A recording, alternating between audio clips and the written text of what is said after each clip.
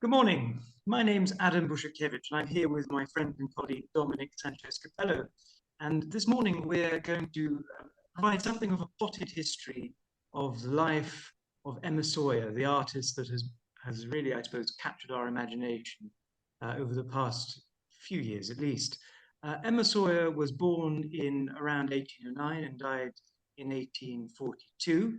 And her life and the rebuilding of her oeuvre is something that Dominic and I have been undertaking over the past sort of year and a bit. And we wanted to record this podcast really to sort of set some of the details straight about her life, what we know about her very short amount of years working as an artist in Britain, it seems in Northern Europe, France, during the early 19th century, and also to provide some color about some of the research we've undertaken on her newly identified paintings and drawings.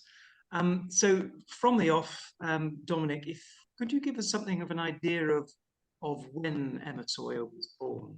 Of course, this is something that has actually surprisingly been rather contentious. And finally, I suppose the evidence has come together with a bit of sleuthing on your end and also just understanding her gravestone. So what do we know about Emma Sawyer's birth? Well, it's often given as 1813, but this is inconsistent with the 32 years inscribed on her headstone. Thankfully, we have the research of a lady called Gabriella Ramsden, who was able to establish, or able to find rather, a birth certificate, or rather a baptismal record for an Emma Jones born in the town of Luce in Kent in 1809, May. Her parents' names were accurately given in the baptismal file, so that's handy. We also know that she dies when she's 32, and I suppose in going through the ancestry records of her close family. So Emma Jones is a difficult name because it's a common name. You'll find quite a few of those, but her brother's called Newton, and that's much easier to trace. And we were able to find that he was born in 1804 and baptized in Lambeth. We know that the family were living in Lambeth, that in this small area of London in a 3-mile radius between, say, Lambeth and Bermondsey and Rotherhithe, we have all of the addresses and dates of the birth of her brother, the remarriage of her mother in 1820 to Francois Simoneau, and also the fact that George Jones was working or listed as a tobacconist in Rotherhithe in 1811. So that's the name of her father. Interesting also to mention that Newton Jones was also a tobacconist later in life. So you're building from all these innocuous details put together. I think it does allow you to quite accurately work out her date of birth and to build some picture of her early years. It's fascinating that such a simple detail like that can be lost and forgotten. And even to this day, I think Wikipedia suggests that her birth date was 1813. So something we need to correct, I think. We could try, definitely. I think partly the issue is Alexis Soyer, when he conveyed this information to he had a string of secretaries across his career. And I think he was, according to his premier biographer, whose name escapes me for the time being, which is a shame because it's a remarkable piece of work, but he felt that he was probably illiterate. So he was conveying this information, perhaps the act of dictating information to different secretaries over the years could certainly account for some of the inconsistencies. So yeah, I can see how it could happen, but it's I think it's quite easy to prove now. Yes. One of the things, Dominic, that we often discuss, and I think that's of particular interest to you, is the fact that Emma seems to have been born into a family that had some form of wealth behind it, which may have influenced her sort of trajectory as an artist and really made an impression on those early years. I'm wondering if you might sort of expand on that idea. Obviously, you just mentioned that her father was a tobacconist, and obviously that sort of trade brings in lots of flow of cash, I suppose.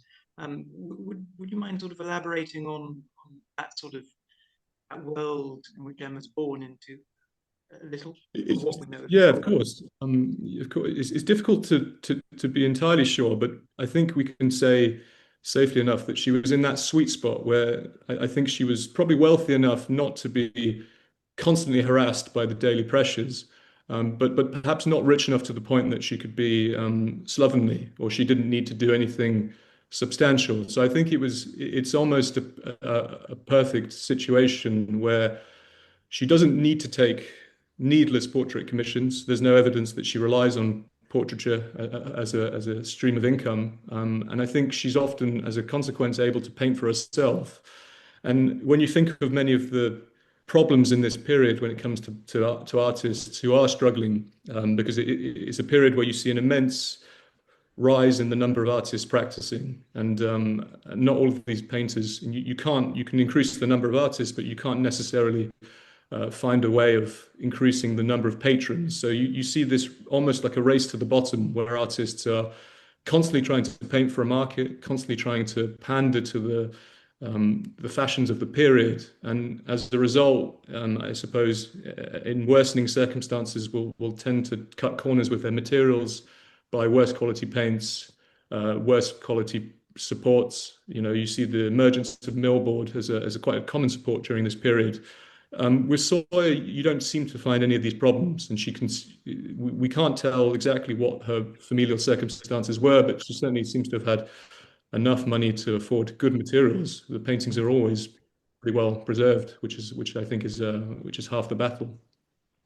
So yes, indeed, very fascinating details to of that background. And of course, it seems that probably one of the most consequential things to happen in her youth is that her father dies when she's still rather young, and her mother marries again rather quickly to an artist, Francois Simonot. What do we know about Simonot, and how do you think this really affects her creative output? Well, I think you're absolutely right. I think from an artistic point of view, I suppose it's the defining feature of her early life. And we know a bit about Simonot. He was born in Bruges. He studied in Bruges. There are quite a few academic drawings from his time at the Bruges Academy, which are interesting to see. He also later studied with Antoine Jean Gros in Paris. So again, an artist of real pedigree. And we know from some of his early biographies written in Belgium that he was seen as an artist of immense promise. And for whatever reason, it never quite happened for him. They say after his arrival in London in 1815, one art historian comments on the fact that he's moving from one address to another in increasingly inelegant neighborhoods. And I think this is true. We can see this from his early addresses given at the Royal Academy before he marries. So he marries Elizabeth Jones in 1820 in Lambeth. And I think this brings improved circumstances. We should also say, actually, that the fact that he had to open a drawing school was probably evidence that his career he wasn't gaining that many sitters or that much custom, I suppose. Yes, very interesting. So, do we even know that Emma was interested in drawing or painting before her mother's second marriage? She would have been presumably about the age of 10 or 11 at that point. Yeah, I mean, do you think Simonot starts it all off? I know, I think that she starts signing her drawings from mid to late 1820s. I mean, do we have a sense of whether he's to blame for it all, or she's already sort of started? I suppose that's a I think murky. it's fair to say, I think it's absolutely fair to say that Simonot is uh, behind the direction of her early foray into painting and drawing. I suppose her early years, her biographies paint the picture of just an immense potential that could have gone in many different directions. So she's described as a linguist of great promise, musically very talented. I suppose essentially what was here, or what they had, was someone of genius, and she just happened to divert that genius later on to painting. He could have gone in many different directions, and I think at points it looked as if it might have gone in different directions. But I suppose Simonot definitely focuses it, and you begin to see in the early 1820s she exhibits for her first picture at the Royal Academy in 1823, when she would have been about 13. It's the Watercress Woman, which is untraced, but maybe it'll turn up one day. towards the end of the 1820s, or the second half of the 1820s, I should say, you begin to see the emergence of these portrait drawings, all of them made from life, all of them roughly the same size, and sold. People bought them. Maybe they bought them as a novelty, but they were certainly very good drawings. And it's an interesting thing that an artist gets this very practical education from the very beginning, of her artistic career. She's straight into exhibiting, straight into selling drawings to paying customers, and I think it's a very valuable lesson. Many artists will probably have the theoretical education before they found the practical outlet, and not her though. No. Yes, absolutely. And yes, to reiterate the point, to exhibit your first work at the Royal Academy at the age of 13 is quite something. Yeah. And I suppose another aspect of her education is the fact that she doesn't train in the Royal Academy schools. As we know, women were founding members, Kaufman and Mary Moser, but they're not actually training there. And so, again, you might imagine this young teenager, is barred from entering a normal form of practice. But actually, the fact that her stepfather is this artist and obviously quite a good one sort of gives her an even more interesting and you could probably argue say much better education than all those fellows who were, studying with all those professors. Would you agree? I think so. And there's a quote from William Blake, which I haven't to hand, so I'll probably butcher it. I'll paraphrase, but it was essentially that I studied under Sir Joshua and his cunning band of hired knaves. He was very bitter right to the end of his life at the quality of education he received, this quality of this quite theoretical education he received in a crowded classroom at the Royal Academy. And I suppose it's with some irony that being female, she benefits from an old-fashioned education. She benefits from one-to-one tuition from a great portrait painter at a time when practically every artist was studying in classrooms. Now, you can say what you want about this academic education. I think, in a sense, it was inevitable that society would move away from the one-to-one tuition apprenticeships, which are all medieval innovations. So it's one of the great ironies that I suppose at this point in art history, at this point in history, the only painters who were benefiting more often than not from an old master type education were female artists. So you take Rosa Bonheur. Again, yeah, I mean, so in a way, Emma Sawyer's following in the line of likes of Artemisia Gentileschi, whose father was Orazio.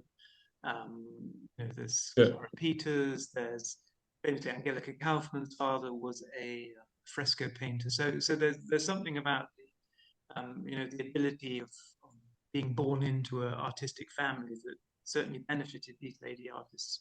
And again, Emma's actual father was a tobacconist, but thankfully the stepfather shows up and seemingly takes her very much under her wing and, as you say, gives her the benefit of that education, which all those poor fellows studying at the Royal Academy probably just never had.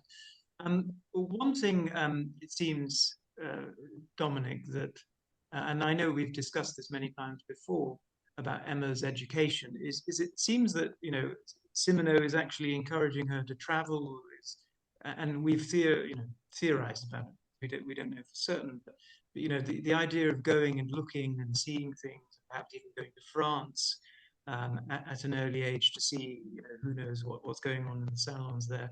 That seems to be a part of what Simoneau is imparting on her, this sort of very hands-on experience and perhaps even travel. Would you sort of agree with that? Do we have any evidence for it?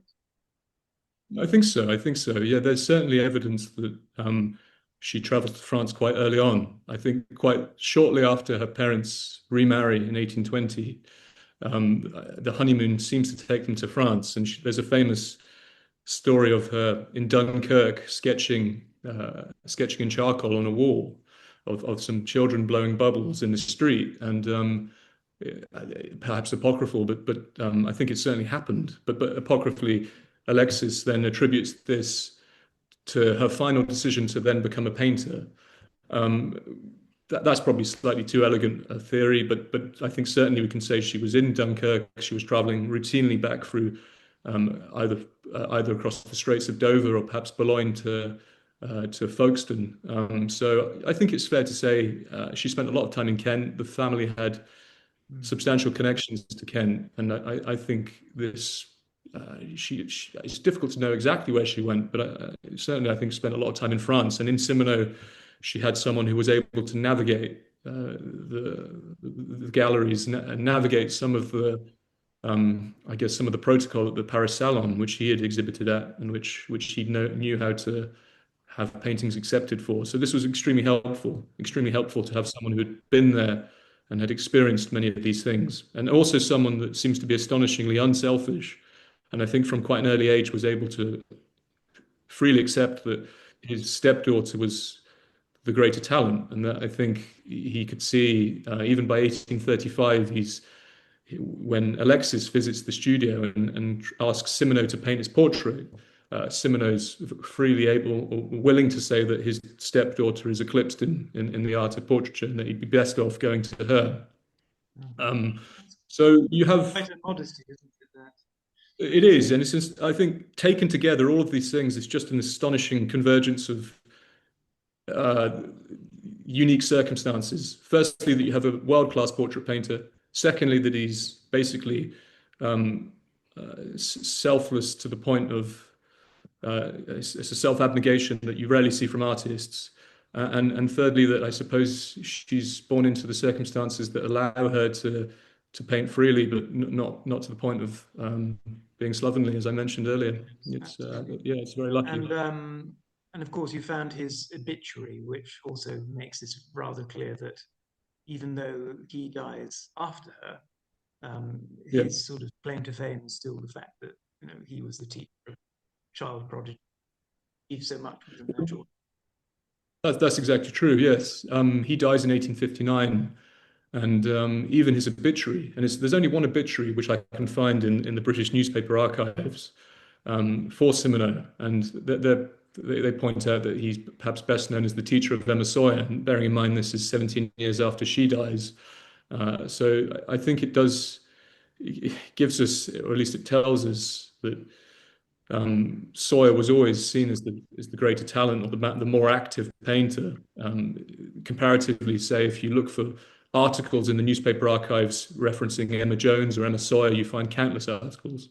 Comparatively with Simeno, I believe there's two. There's his obituary notice in 1859, and I think an advert for his services in Salisbury in 1826. So it just gives you a sense of the divergent paths of these two artists, it's quite astonishing, really. So she begins to exhibit at the Royal Academy in the early 1820s. She eventually gets married in 1837, but in that sort of intervening period, which I suppose is quite a key era that we should consider. She's exhibiting under the name Miss Jones, which has led to all sorts of interesting sort of discoveries on your part, particularly with that painting, which was later acquired by Yale. But do we have a sense of what that life before marriage was like? I can imagine it was quite exciting for her. I mean, we see her name popping up all over the place. She's obviously, as you pointed out, working particularly on drawings in the later part of the 1820s, as far as we can tell. Paintings start to appear. I think the earliest oils that we sort of found are again from the 1820s. Do we have a sense of what that life before marriage was probably like for her? Yes, I think you could say it was. There's this prolonged apprenticeship where, between her exhibiting her first painting at the Royal Academy in 1823, she then seems to go on this quite prolonged apprenticeship where I suppose it was always the natural expectation that an artist's apprentice rather was not trusted with oil paints for the first few years of their apprenticeship, and they would work with pencil and paper, which is borne out by the fact that there were many of these portrait drawings. By about the late 1820s, I think you're seeing her routinely move to painting in oil. There are a couple of early portraits which we found, a couple in Kentish town halls, which I think you found, which will be very interesting when we publish those. There's some earlier paintings of two siblings, which, if judging by the age of the sitters at least, would suggest they were painted sometime around 1827, if I'm remembering rightly. She begins to exhibit her genre pictures at the British Institution in 1831, and 1831 is also the year that she paints perhaps her most famous painting. So of the two black girls, painted in the year the abolition of slavery passes unopposed through the House of Commons. It's I think 1831 is fair to say is a very important year. Her stylistic progression, I suppose, maybe the biggest development is that she develops these earlier compositions, which are often single figures, doubles them up, moves to larger paintings, which are clear progressions of an earlier theme. You take the Flower Girls, which turned up in Texas, for instance, which is a double portrait. It's an excellent painting, and you see the recent painting that was acquired by the National Gallery in Victoria. You see this progression across a space of 2 years, where she exhibits one painting with one sitter, and then enlarges the composition. I feel that in those years leading up to her marriage in 1837, she doesn't seem to have any real trouble in having paintings accepted for the British Institution or for the Royal Academy. But I think perhaps after her marriage, it becomes slightly harder. Yes, I mean, again, just obviously we would say this, but I think even those early paintings that we found from about circa 87, they're incredibly accomplished, aren't they? I mean, we're yet to find a very sort of naively painted or sort of very, sort of slightly amateurish work from her. It seems that she had incredible talent right from the beginning during her teens, which is really very impressive. And again, in those years of exhibiting at the British Institution, building up to her marriage, I can again imagine that the likes of connections with Simoneau and his connections in the art world. You found out, of course, that Simoneau was quite friendly with Sir Thomas Lawrence for Exactly. some period of time. So it seems that her sort of moving around in that Victorian art world, as far as we can tell, was rather smooth. And I'm sure it was also due to the fact that the quality of her works really did sort of stand on their own. I think so. I think so. And I suppose what's interesting to us is that having looked at so many paintings over the years, one tends to get a sense of the general progression in British painting, and you see a continuity between artists. Of course, they differ from one another, but there's a general progression.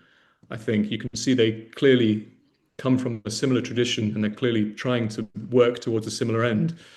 She's something of an aberration, an isolated figure that doesn't really resemble the works of any of her contemporaries.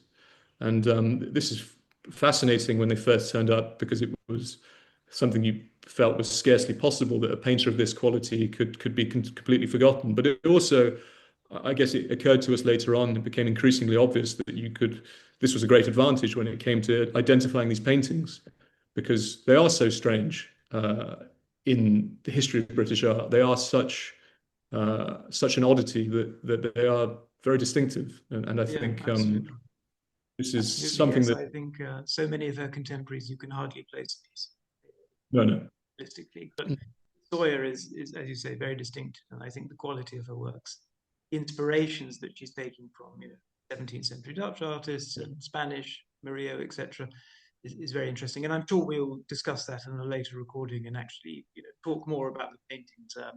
I should remind ourselves we're trying as much as possible to Yes. her life. Yeah. So I suppose we have to encounter it. In 1837, she meets Alexis Soyer, the great celebrity chef, the chef of the Reform Club. And it seems that, that this marriage completely transforms her life in a very sort of interesting and fascinating way, and in a way you might almost consider them, thing of a 19th Victorian sort of power couple in their sort of talents and gifts God had given to them, and they went out into the world to sort of share. So what do we know about that marriage to Alexis? How did it come about, and how might this have obviously influenced Emma's life? Well, we know that they first met in 1835 when Alexis sought out Simoneau to try and paint his portrait. There seems to be this prolonged courtship where I think Alexis fights off at least one other suitor, and they finally marry in 1837 in the church very close to Sotheby's, whose name escapes me. St. George's.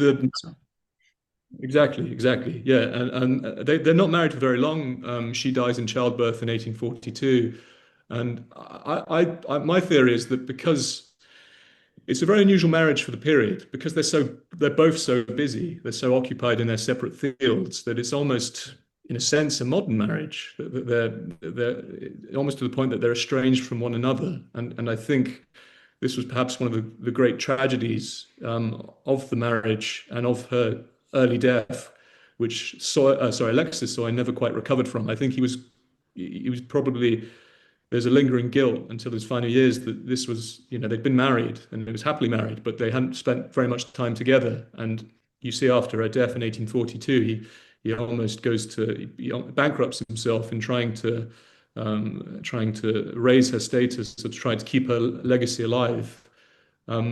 It's difficult to tell what benefits come benefits to her career. I think it's fair to say that Alexis is a polarizing figure.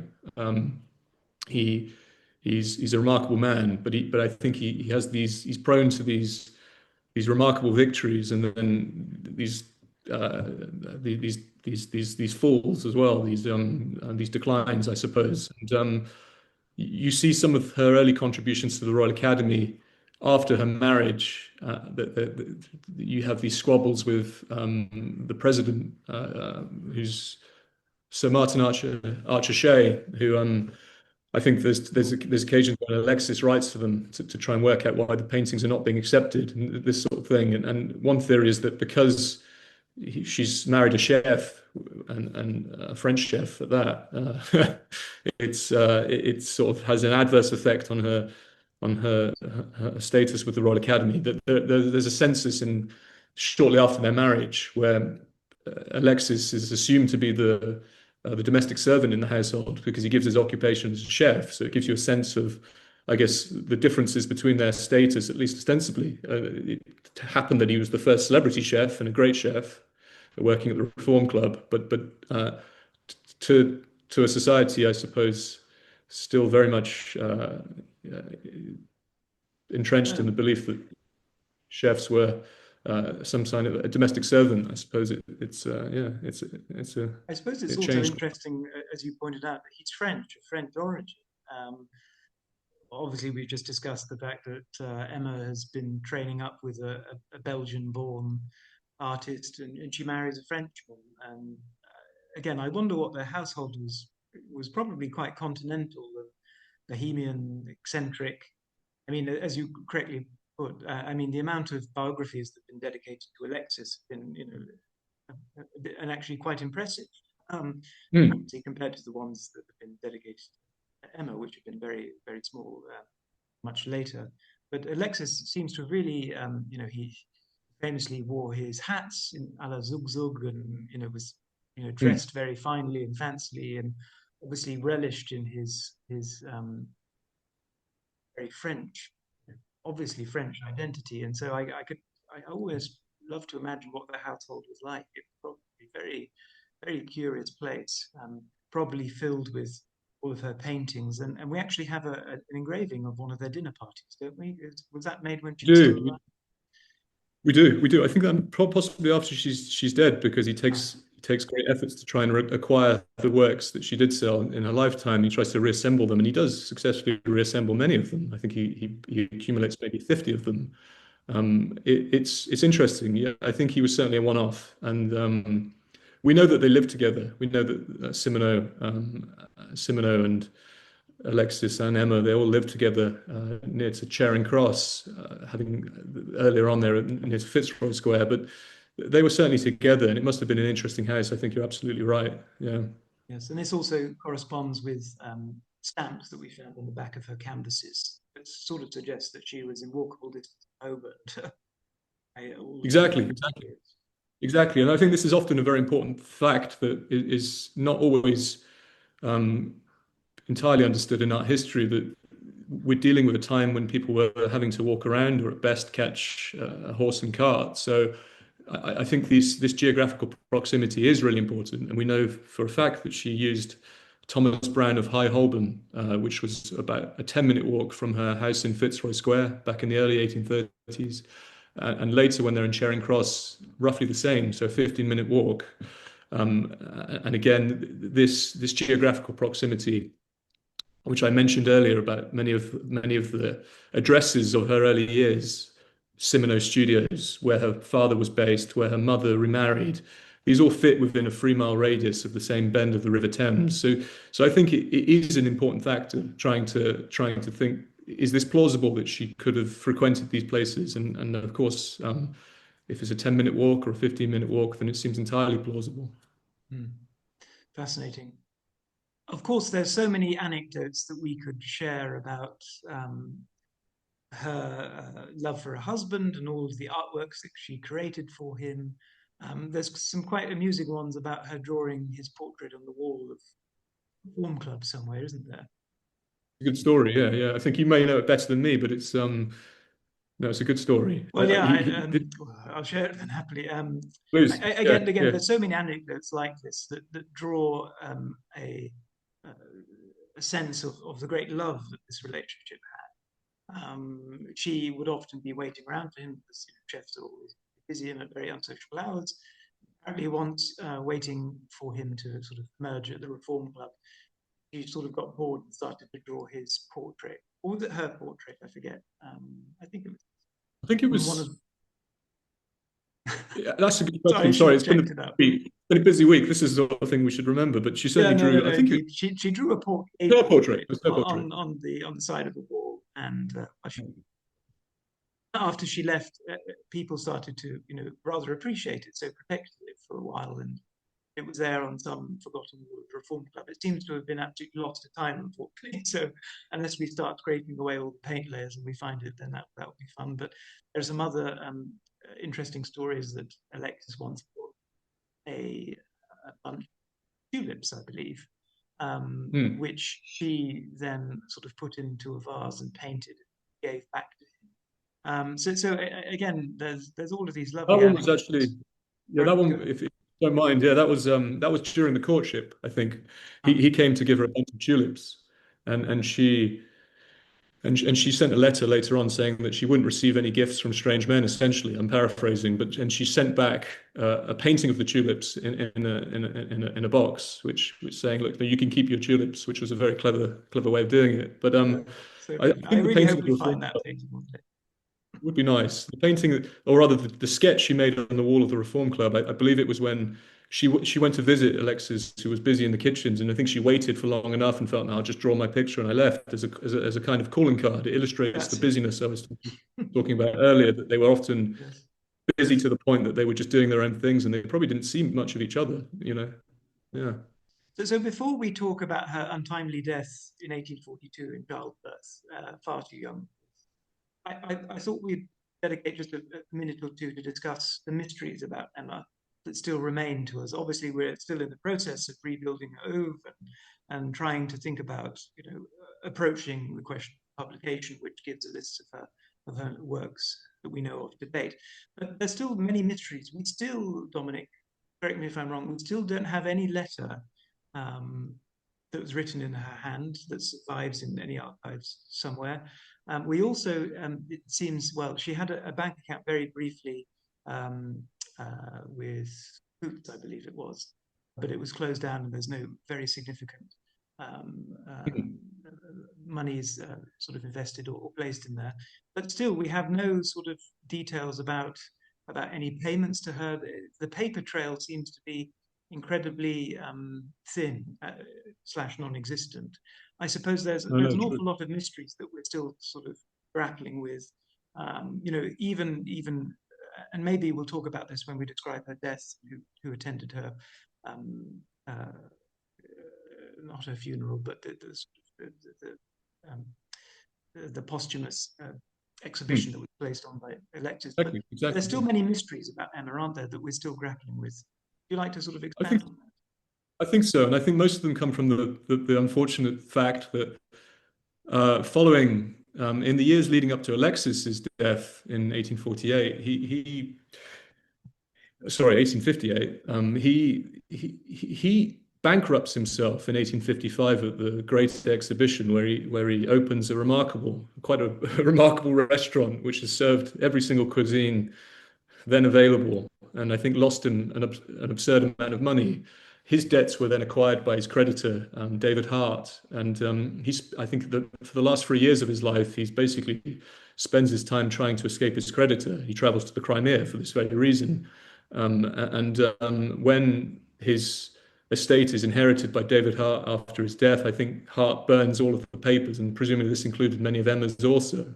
You're right to say we don't have any letters from her. I think there is one of her poems or one of her guides on it's a sort of tongue-in-cheek guide on fashionable ladies, which was published somewhere. We can't find out where exactly, but yeah, you're absolutely right. There is an unfortunate absence of any written work of hers or any working letters or any correspondence would help us a great deal. I suppose maybe the closest we get to this is the visitor's book for her retrospective exhibition in 1848, where we've got all the people that visited. This is about as close as we may get to a sitter's book, or at least as close as we'd get to the people that were interested enough to come and see the exhibition, so they knew enough about it to pay to come and see it. It's an ongoing challenge, definitely, but I suppose in some ways she's well documented. So you're just, her life spans that period when you're emerging, when the modern world's emerging, mass media, daily newspaper articles, telegrams, that kind of thing. So it's quite rare to find an artist who ostensibly is an old master, but is living in a world where things are well recorded. So all of her paintings exhibited at the British Institution, for example, are accompanied by dimensions. The dimensions are from the outside of the frame, but it's still a very handy tool. It's quite rare for the period. Again, you're helped a great deal by the fact that many of her titles are very descriptive. And this is also the case with the studio dispersal sale in 1859, where 50 of her paintings were sold. They're well described. They're very specific titles. So you have the material there. It's just a shame that we don't have any of her letters, I suppose. Well, hopefully we'll find some way Maybe. connected to one of her patrons. So in 1842, she's still exhibiting at the Royal Academy. She exhibited in that very year a very big group portrait of the Thompson brothers, which we described in our last recorded lecture, which is available on YouTube if you want to go out and find it. But most tragically in that year, she dies in childbirth, which of course leaves Alexis in a profound state of melancholy. And she was of immense, very young at that time. And of course, childbirth was always the most dangerous thing for women throughout time, as we know. But this sort of, in a roundabout way, also, rejuvenates her work in a way that may have not have happened if she had had a very, very long life. Who knows? But as you've already correctly pointed out, Alexis hurries himself and goes about trying to reacquire works. We have that retrospective exhibition, and coming back to that retrospective exhibition, the guest book, I think, gives us a real interesting insight into the types of figures that the Sawyers probably, at least socializing with or working for, and in a way you would expect it, because Alexis is working at the Reform Club, which has lots of interesting political and cultural figures attached to it. And what can we say about the knowledge that has come out of her work from her very early death? Well, you mentioned the visitor book, and it is an interesting resource. Many of them are members of the Reform Club, as you correctly point out. Some are. There seems to be quite a few members of the Scottish aristocracy who are also members of the Liberal Party. I mentioned briefly her most famous painting at the Tate of the two black girls with a Caribbean backdrop. It's interesting to note that at least 3 of the visitors to her retrospective exhibition, where I think that painting was probably shown, were prominent abolitionists. And I think the most famous was a gentleman called Daniel Gatewood Davis, who was the Bishop of Antigua. And he was, in a sense, a covert abolitionist. He relayed information back to his close friend Wilberforce, sending him letters, just keeping abreast of all the details, things which I guess he would send in secret. So he would sharpen his speeches with the facts, I suppose, on the ground, to borrow a pretty terrible cliche. It's interesting that you have these characters who it was one of those things which was difficult at the time to try and work out exactly what that painting was produced for. You could, because of the timing, it was, I think, easy enough to say that it was painted with the abolition movement in mind. But I think this at least gives us a sense of who she was mixing with, or at least who she was in some senses connected to. But I've forgotten your question, I'm afraid. So, sorry. No, that's all right. That's all right. And of course, most interestingly, in her early death, is resulted in a brilliant idea of Alexis, which unfortunately was never carried out, to actually bequeath some of her works to the National Gallery. Could you sort of elaborate on that story? 5 of them. Yeah, 5 paintings. He tried to leave 5 paintings to the National Gallery, but the paintings didn't belong to him at this point. As I mentioned, David Hart had acquired his debt, so he did leave them to the National Gallery, but the will was annexed shortly after, and everything passed to David Hart. It's doubtful that the National Gallery would have even accepted them. I don't think they probably wouldn't have, but it was certainly his intention to bequeath 5 of them. So I think it was we haven't traced any of them apart from one, which is in the Rollins Museum in Florida, which is the Young Bavarians, which I think was hiding away as an Andrew Geddes or an Andrew Geddes. But it would be interesting if, in a parallel world, what would have happened if those 5 paintings did enter the collection of the National Gallery, and what result that might have had on a posthumous fame. Yes, absolutely.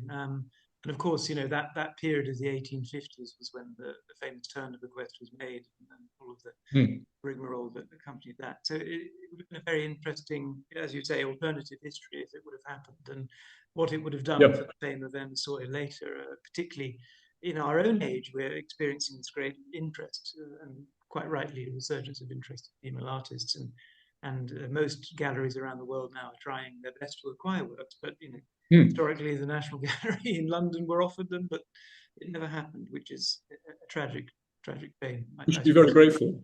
We should be very grateful. I often think about this, but we should be very grateful that they didn't take them, or that they weren't able to take them, because you never know. I very much doubt I would have been able to own a Soyer if she had had that sample size of paintings which were in a public collection from an early period. I think it would have certainly changed her trajectory. I very much doubt she could have been forgotten to the degree that she was later forgotten to. So and you're quite right. I often say that practically every museum from Auckland to San Francisco is very anxious to acquire works of lost female geniuses, and Soyer is certainly one of those. Yes, and of course there's one sort of, I suppose, architectural memory that will always last, dedicated to her, and that's of course the enormous, very extravagant, and also incredibly emotional and thought-provoking memorial that is in North London. Would you like to describe that? It's unbelievable, isn't it, for its ambition to mark the life of this painter? Yeah, it is remarkable. The first time I visited Kensal Green Cemetery, of course, I didn't look at a map, and I didn't look at any of the details of where it actually was. So I spent about half an hour looking for it. I eventually found it. Thankfully, it's very big. I don't know how tall, but it's quite remarkable. And it was. I think the sculptor was a famous Belgian sculptor that Alexis had been acquainted with. And it's well worth seeing if anyone ever happens to be in the area. It's a remarkable monument, and I think there are examples of Victoria visiting the cemetery and being remarkably impressed by the fact that perhaps the most remarkable memorial in the cemetery happens to be to the wife of a chef. She was, I think she knew Alexis, and she did know of Soyer, but Emma Soyer rather, but she was astonished that this, of all the gravestones in Kensal Green, this was perhaps the most impressive. It really is. It's quite something to her emblazoned, and yes, that at least gets her dates right, as we pointed out. Thank you, Exactly. Dominic, very much for your time and for doing this. It's, I hope, been a very thought-provoking recording for any of you who have listened all the way through. We salute you. Dominic and I hope to be recording several future podcasts and where we discuss her actual artworks and get to the, I suppose, the meat on the bones of her life, of why her paintings are so fascinating. Would you like to have any final words about Soyer and No, her no, no, no. biography? It's very hard to summarize. No, yeah. First, thanks very much for again, Adam, for organising this. It's a pleasure. I hope we can do some more of these, and hopefully we'll get. I mean, you're very good at it, but we'll probably, we'll get better at it. I suppose it'd be. You tend to improve after doing a few, so that's my hope at least. But no, thank you very much. Very good. Well, thank you all for listening, and stay tuned for future podcasts on the life and works of Emma Soyer. Thank you.